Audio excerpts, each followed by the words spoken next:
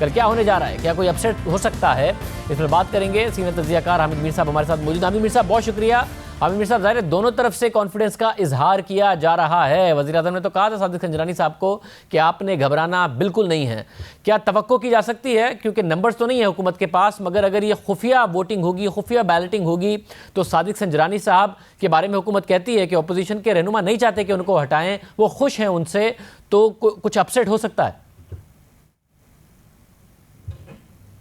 دیکھیں شاہزیب صاحب، اس میں تو کوئی شک نہیں ہے کہ جو چیئرمین سینٹ ہیں صادق سنجرانی صاحب، وہ حکومت کے ساتھ ساتھ اپوزیشن کے سینیٹرز میں بہت مقبول رہے ہیں، ان کا بڑا احترام کیا جاتا ہے۔ اور مسلم لیگ نون کے بہت سے جو ہاک قسم کے جو سینیٹرز ہیں، جو بہت ہارڈ لائن لیتے ہیں بہت سے ایشوز پہ، ان کو میں اکثر صادق سنجرانی صاحب کے پاس دیکھتا ہوں، تو مجھے بڑی حیرانی ہوتی ہے کہ اتنے ہارڈ لائن لینے والے جو سینیٹرز ہیں وہ صادق سنجرانی صاحب کے پاس بیٹھے ان کے ساتھ گپے لگا رہے ہوتے ہیں۔ اس کی وجہ یہ ہے کہ صادق سنجرانی صاحب نے نہ صرف ہاؤس کو بڑے اچھے طریقے سے چلایا ہمیشہ، بلکہ وہ جو دیگر معاملات ہوتے ہیں، سٹینڈنگ کمیٹیاں ہیں اور جو ایشوز ہوتے ہیں، اس میں وہ بڑے انصاف سے کام لیتے ہیں اور سب کو ساتھ لے کے چلتے ہیں۔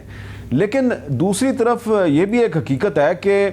ہر پارٹی کا جو سینیٹر ہے وہ اپنی پارٹی کا جو ڈسپلن ہے، پارٹی کی قیادت کا جو فیصلہ ہے، وہ اس کا پابند ہے۔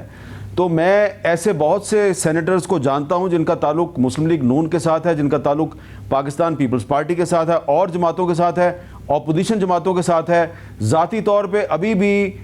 بھی آج دوپہر تک بھی وہ صادق سنجرانی صاحب ہی کے پاس بیٹھے ہوئے تھے، انہی کے ساتھ کھانا بھی کھایا، لیکن ساتھ ہی ساتھ انہوں نے یہ بھی کہا کہ ووٹ ہم آپ کے خلاف دیں گے۔ اور مائنڈڈ کے اس میں دلاور خان صاحب بھی شامل ہیں، اور دلاور خان صاحب کا پہلے نام آیا تھا، وہ مسلم لیگ نون کے سینیٹر ہیں کہ جی شاید وہ ان کو صادق سنجرانی صاحب کو ووٹ دیں گے، لیکن دلاور خان صاحب بہت پرانے مسلم لیگی ورکر بھی ہیں اور سینیٹر بھی ہیں، وہ ووٹ وہیں پہ دیں گے جہاں ان کی پارٹی کہہ رہی ہے۔ تو اس لیے میں یہ سمجھتا ہوں کہ صادق سنجرانی صاحب کا احترام اپنی جگہ پہ ہیں، دوستیاں اپنی جگہ پہ ہیں،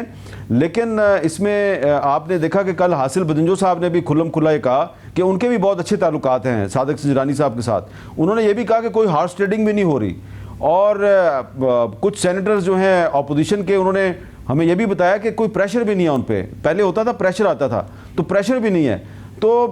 اس وقت کوشش جو ہے وہ صرف کی جا رہی ہے حکومت کے کچھ لوگوں کی طرف سے، وزیر اعلیٰ بلوچستان کی طرف سے، صادق سنجرانی صاحب کی طرف سے، کہ پیار محبت سے، منت سماجت سے اپوزیشن کے ووٹ حاصل کرنے کی کوشش کی جائے۔ امید ان کی یہ ہے کہ کیونکہ سیکرٹ بیلٹنگ ہوگی تو شاید ووٹ مل جائیں، لیکن لگ یہ رہا ہے کیونکہ اب تمام جو اپوزیشن پارٹیاں ہیں ان کی جو لیڈرشپ ہے، اس نے اپنے سینیٹرز کے ساتھ ایک دفعہ نہیں، دو دفعہ نہیں، 3-4 دفعہ جو ہے وہ ان کے ساتھ بات چیت کی ہے، ان سے یقین دہانیاں حاصل کی ہیں۔ کل شہباز شریف صاحب جو ہیں، جب سینٹ کا اجلاس شروع ہوگا تو جو آخری کل جو برنچ ہوگا وہ شہباز شریف صاحب کی طرف سے ہوگا، تمام سینیٹرز وہاں سے وہ اکٹھے جائیں گے سینٹ کے اجلاس میں۔ تو لگ یہ رہا ہے کہ صادق سنجرانی صاحب سے کسی کو کوئی شکایت نہیں ہے، ان کے خلاف کوئی چارج شیٹ موجود نہیں ہے، لیکن کیونکہ ان کا تعلق حکمران اتحاد کے ساتھ ہے تو اپوزیشن جو ہے وہ ان کو ڈی سیٹ کرنے میں ہو سکتا ہے کامیاب ہو جائے۔ لیکن یہ مجھے لگ رہا ہے کہ جو حاصل بدنجو صاحب ہیں، ہو سکتا ہے کہ ان کو زیادہ ووٹ ملیں کل، اور سلیم آنڈی والا صاحب کو کچھ 1-2 ووٹ کم ملیں،